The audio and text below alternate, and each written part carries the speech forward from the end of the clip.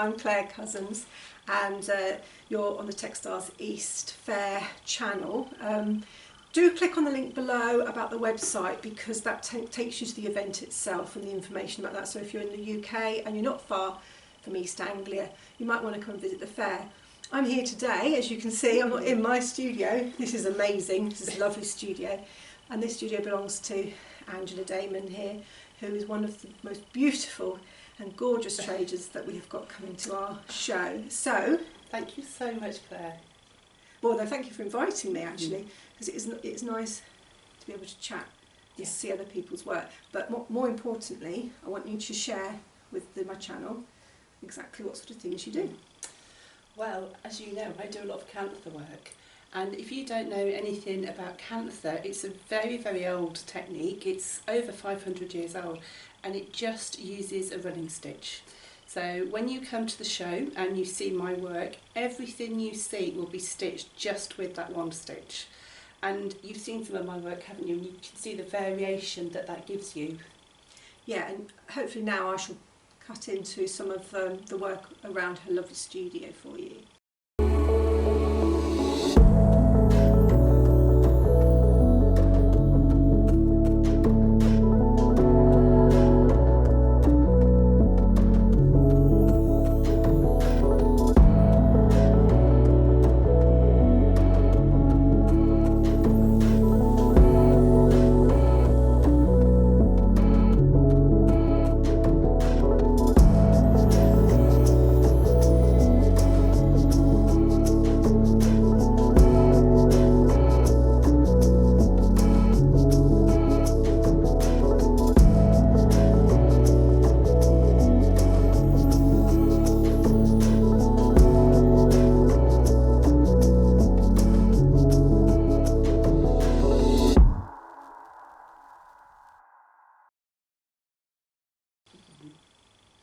So at the show then, you said you'll be selling some kits. Do you want to share some of those kits with the audience? And with Kantha work, what people say is, what level is it suitable for? And I always say, if you can thread a needle, or actually even if you can't, you can stitch it, because it's just a running stitch. And in front of us, we've got one of my designs here, which is a new one, which is a hummingbird. Because last year I had a new book come out, so if you don't know anything about me at all, I do quite a lot, don't I, Claire? Yeah. So I design kits, I write books. I also have a YouTube channel that maybe Claire will link to below for you, so you can follow me and see what I'm up to. I also have lots of threads at the show and notions that I think are really good that I use. So you don't see anything on my stand that I don't use, but Kantha is my love, and this is what you will see at the show. And if I just show you what a kit looks like, it all comes like this, because you have the fabric in here, the pattern in here, the backing, which is 2 layers of an Egyptian muslin, and all the threads you need as well with a needle. So that is everything you need. So you can really take my kit home and stitch away at it. And you could do it quickly, you could do it slowly, it doesn't matter. Because I think you've heard of slow stitch, haven't you, Claire? And slow stitch is sort of like almost being meditative. It's just enjoying the process of stitching. And Kantha is very much like that you just do it one stitch at a time, and you just keep that rhythmic rocking action of your needle, and you can create wonderful things. I'm known for my hairs, aren't I? Oh, yeah, I have to say I do love your hairs. In fact, I'm currently still looking around the studio. Those of you who've been watching me and whilst listening, you'll have noticed me glancing around the studio. There's just hairs everywhere around here. It's beautiful. But I'm actually admiring, there's a fox kit I rather like the look of. So hopefully I'll get a quick view of that later. But no, these are wonderful. And with the hairs, I design in the traditions of Kantha work. So people would have stitched what they saw around them. And, you know, 500-600 years ago, it was women that did the Kantha work. And it was their way of telling their story and passing their story down the generations. So often a Kantha piece would be multi-generational. So it would have been passed down, you know, great-great-grandmothers would have started it, and they just stitched what they saw around them. So real history pieces. Is there any symbolism in it at all, or is it? There can be. People would stitch what they saw around them. So, you know, you might have elephants. If they live by the coast, you might get fishes coming in.